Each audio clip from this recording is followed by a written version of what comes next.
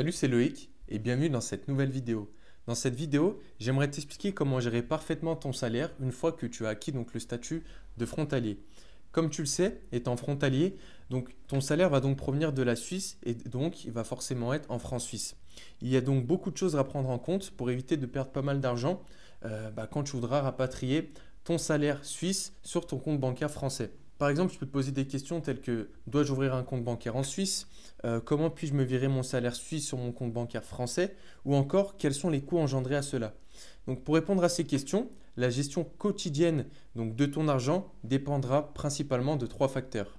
Le premier facteur que je vais voir avec toi, ça va être le rapatriement de ton salaire dans ta banque française. Les solutions étant plus ou moins coûteuses si on n'est pas correctement renseigné sur la situation. Donc, comment s'y prendre concrètement? Par exemple, sache qu'il est beaucoup plus économe d'effectuer des virements de salaire de ta banque suisse à ta banque française via un organisme de taux de change. Donc, tu as des dizaines d'organismes de taux de change en ligne. Je te laisse voir et comparer celui qui est le plus intéressant pour toi sur Internet que de passer directement par le service de change de ta banque suisse. D'une part, donc ta banque suisse, excuse-moi, elle te prend des frais de virement énormes. Et en plus de ces virements, sache que les banques, par rapport donc, au taux de change, se prennent des marges sur les taux de change que tu ne vois pas forcément parce que tu n'es peut-être pas bien renseigné sur la situation. Mais le taux de change peut être par exemple avantageux pour toi. Mais si tu passes par un organisme bancaire pour faire tes virements de Suisse à France, crois-moi qu'elles se mettent une marge dessus et même si tu ne le vois pas concrètement, ça représente pas mal d'euros perdus au fil des mois. Je te donne un exemple concret, mais avec des chiffres qui sont complètement donnés au hasard. Alors, imaginons que le taux actuel de change entre le franc suisse et l'euro est de 1,07. Les banques peuvent le convertir, le virement donc CHF euro, pour un taux de 1,30, soit une marge de 0,23. Et ça, c'est vraiment donc, des cas qui arrivent et que pas mal de frontaliers ne font pas attention. S'ils font leur virement CHF en euros pour avoir donc l'argent sur leur banque française, ils ne prêtent pas attention aux marges que prennent les banques suisses. Donc, chose à vraiment prendre en compte. Et moi, donc, comme je te le répète, je te conseille vraiment de passer par des organismes de taux de change qui te prennent une marge nettement plus faible. Et c'est beaucoup plus intéressant et tu gagnes beaucoup plus d'argent à la longue par rapport à cela. Ceci nous amène à parler du deuxième facteur à prendre en compte, à savoir le risque de change. Donc, étant payé en francs suisses, tu devras pour te virer ton argent en France faire face aux variations du taux de change CHF euro qui diffèrent chaque jour.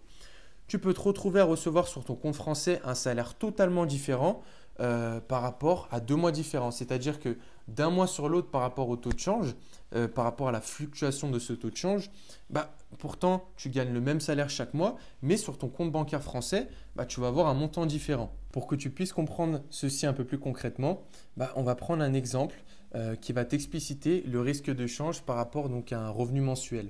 Donc, imaginons que le 5 mai, tu perçois donc ton salaire quotidien de 5000 CHF. Tu vas recevoir sur ton compte bancaire 4727 euros.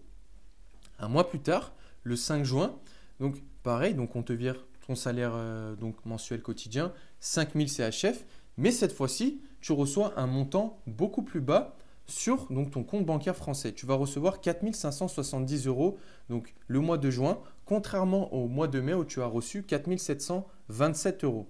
Donc pourquoi cela? Pourquoi une baisse? Et tu vas me dire donc pourquoi tu perds de l'argent? Ceci s'explique par rapport au fait, en fait que le taux de change au mois de juin est plus élevé et donc moins avantageux que le taux de change au mois de mai.